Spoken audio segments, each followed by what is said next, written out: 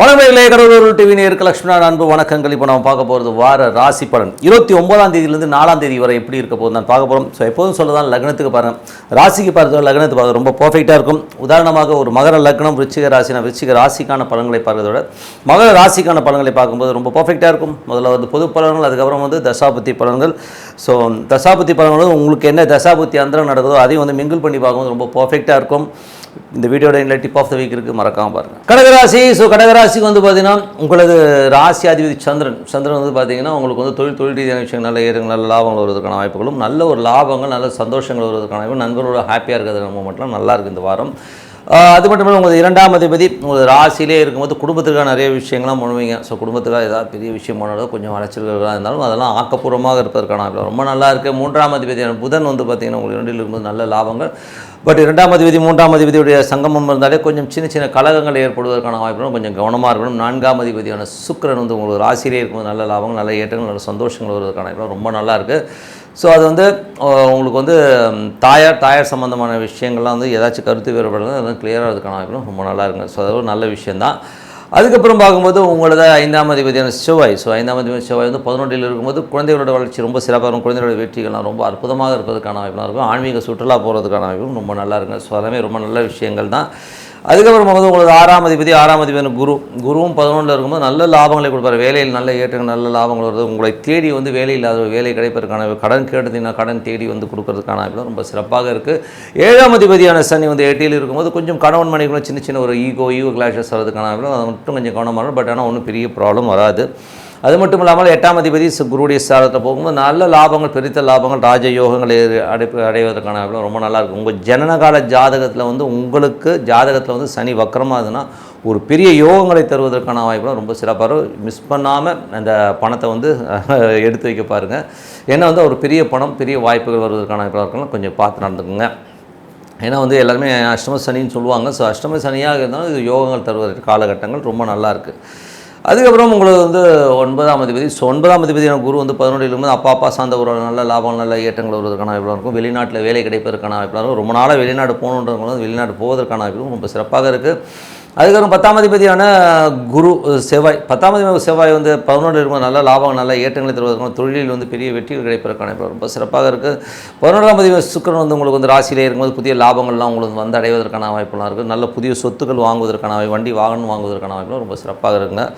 மூத்த சகோதரன் வந்து உங்களை வந்து பார்க்கறதுக்கான வாய்ப்பும் ரொம்ப நல்லா இருக்குங்க. ஸோ 12ஆம் அதிபதி புதன் வந்து 2ல் இருக்கும்போது குடும்பத்திற்காக கொஞ்சம் எக்ஸ்பென்ஸ் ஜாஸ்தியாகிறதுக்கான வாய்ப்பு கொடுத்துரும். வேறு ஒன்றும் பெரிய ப்ராப்ளம்லாம் இல்லை. ஸோ நான் இதுவரை பார்த்தது வந்து பொது பலன்கள். ஸோ இப்போ பார்க்க போகிறது பார்த்தா தசாபுத்தி பலன்கள் எப்படி இருக்குன்னு பார்ப்போம். கடக லக்னமாக வந்து சூரிய தசாபுத்தி அந்தரம் நடக்கும். சூரியன் வந்து பார்த்திங்கன்னா உங்களுக்கு வந்து எங்கே இருக்காங்கன்னா சூரியன் வந்து ராசியிலே இருக்கும்போது என்றைக்குமே வந்து 2ஆவது ராசியிலே இருக்கும். குடும்பத்துக்காக நிறைய விஷயங்கள் பிளான் பண்ணுவீங்க. பெரிய லெவலில் வந்து குடும்பத்தை கொண்டு வரணும், இப்பெல்லாம் ஏர்ன் பண்ணுங்கிற எண்ணங்கள் எல்லாம் கண்டிப்பாக கொடுத்துரும். பட் அது ஃப்யூச்சரில் வந்து நல்ல ஒரு இம்ப்ளிமெண்ட் பண்ணுறதுக்கான இப்போ அதுக்கான மெனக்கெடுகளை இப்போ ஆரம்பிப்பீங்க. அது ஒரு கடல் லக்னமாக வந்து சந்திர தசாபுத்தி அந்தரங்கள். ஸோ சந்திரன் வந்து பார்த்திங்கன்னா நல்ல லாபம், நல்ல தொழில் ரீதியான விஷயங்களை, நல்ல ஏற்றங்களை கொடுப்பதற்கான ரொம்ப சிறப்பாக இந்த வாரத்தில் வந்து பெரிய வெற்றிகள் உங்களுக்காக காத்துருங்க.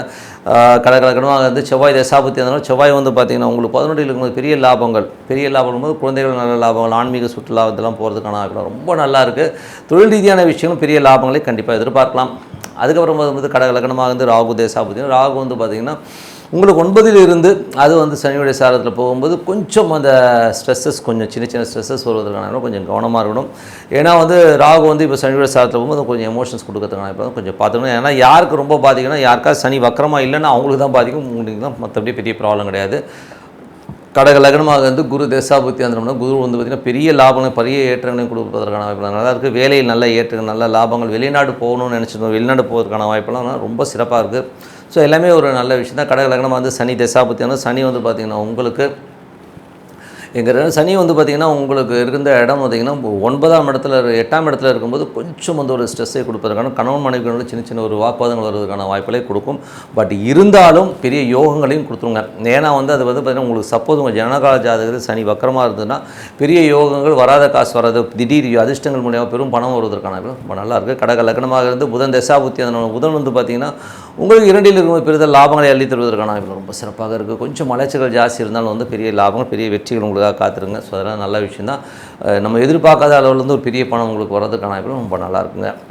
அதுக்கப்புறம் பார்க்கும்போது கடக லக்னமாக இருந்து கேது தசாபதி, கேது வந்து பார்த்திங்கன்னா உங்களுக்கு 3ல் இருக்கா. ஸோ 3ல் இருக்க கேது நல்ல ஏற்றங்கள் நல்ல லாபங்கள் கொடுத்துருவார். அது மட்டும் இல்லாமல் ஏதாவது சொத்து பாக பிரிவினைகள் இந்த மாதிரி விஷயங்கள் வந்து கொஞ்சம் லிட்டிகேஷன் தான் அதெல்லாம் கிளியர் ஆகிறதுக்கான இப்போ கொஞ்சம் கொஞ்சம் அந்த ஒரு ஸ்டெப் எடுத்திங்கனாலே போதும் பெரிய லெவலில் வந்து சக்ஸஸ் ஆகிறதுக்கான வாய்ப்புலாம் ரொம்ப நல்லாயிருக்கு. கடக லக்னமாக வந்து சுக்கிர தசாபத்தி அந்த சுக்கிரன் வந்து பார்த்திங்கன்னா உங்களுக்கு ராசியிலே இருக்கும்போது நல்ல ஏற்றங்கள் நல்ல லாபங்கள் எல்லாம் நல்லாயிருக்கு. சொத்துக்கள் சார்ந்த விஷயங்களில் பெரிய லாபங்கள் வருவதற்கான ரொம்ப சிறப்பாக இருக்கும். ஸோ நல்ல விஷயங்கள் நல்ல மாற்றங்கள் இருக்குன்னா பிரார்த்தனை ரொம்ப அவசியங்க. மனதார இறைவனை பிரார்த்தனை கண்டிப்பாக அடுத்த லெவல் போகிறதுக்கான வாய்ப்பு ரொம்ப சிறப்பாக. Tip of the week. So tip of the வீக்கில் நம்ம பார்க்க போகிறது என்னென்னா, நீங்கள் ஏமாளியா இல்லை ஏமாற்றுபவரா அப்படிங்கிறது தான் வந்து நம்ம சொல்ல போகிற விஷயம். ஸோ இதில் வந்து 2 பிளானெட்டுங்க. ஸோ இதில் வந்து ஏமாத்துறது ஏமாளி இந்த ரெண்டுத்தையுமே டிசைட் பண்ணுறது 2 பிளானெட் தான் வந்து ஒரு ஜாதகத்தில் வந்து நிர்ணயம் பண்ணும். அதில் வந்து பாவங்கள்லாம் விட்டுருவோம்.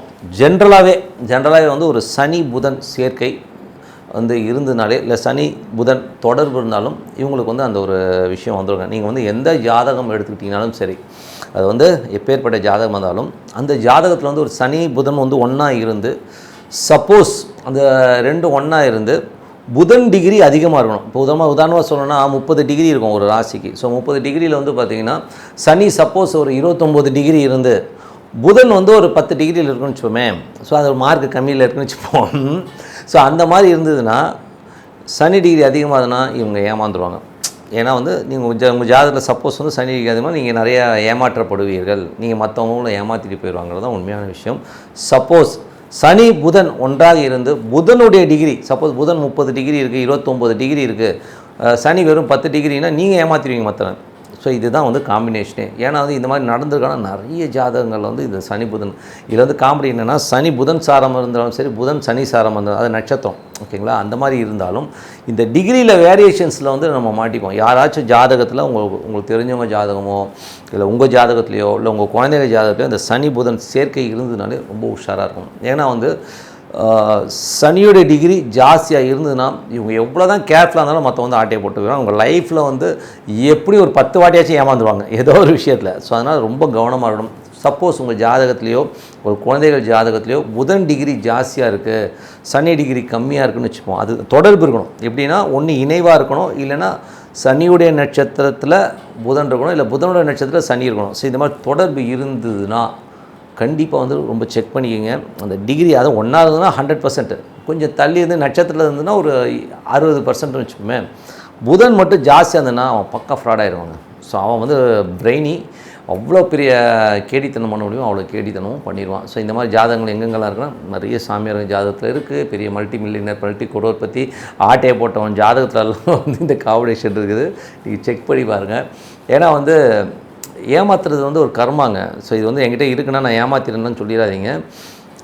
ஏமாற்றாமல் இப்போ நீ இந்த ஜென்மத்தில் ஏமாத்தினா அடுத்த ஜென்மத்தில் அவன் படிச்சிருவான். ஸோ அதனால் வந்து இருக்கிற கர்மாவை வந்து கழிக்கணும்னா உங்கள் ஜாதகம் சப்போஸ் சனி டிகிரி அதிகமாக நீங்கள் அவேர்னஸாக என்ன பண்ணணும், மற்றவன்ட்ட பேசும்போதோ கொடுக்கல் வாங்கலையோ வந்து ரொம்ப வந்து அலர்ட்டாக இருந்துக்குங்க. ஒரு படத்தில் வடிவேல் சாப்பிட வரும்போது சொல்லுவாங்க, ஏய் அலர்ட் ஆர்வம் வந்துட்டான், நல்ல எல்லோரும் அலர்ட்டாக இருக்குன்னுவாங்க இல்லையா. அது கொஞ்சம் அலர்ட்டாக இருந்துக்கணும் இல்லையா.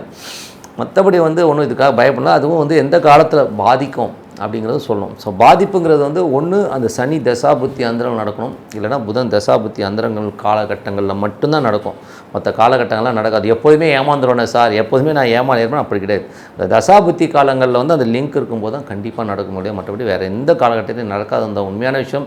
ஸோ நல்ல விஷயங்கள் நல்ல மாற்றங்களாக இருக்குன்னா பிரார்த்தனை ரொம்ப அவசியங்க. பிரார்த்தனை பண்ணுங்கன்றது திருப்பி சொல்கிறேன் ஓகேங்களா. உங்களிடம் விடைபெறுவது உங்கள் லட்சுமி நாராயணன். நன்றி. கடவுள் அருள் டிவியை பார்த்தமைக்கு நன்றிகள். மேலும் இது போன்ற தகவல்களை தெரிந்து கொள்ள கடவுள் அருள் டிவியை சப்ஸ்கிரைப் செய்யுங்கள். மறக்காமல் பெல் ஐக்கானை கிளிக் செய்யுங்கள்.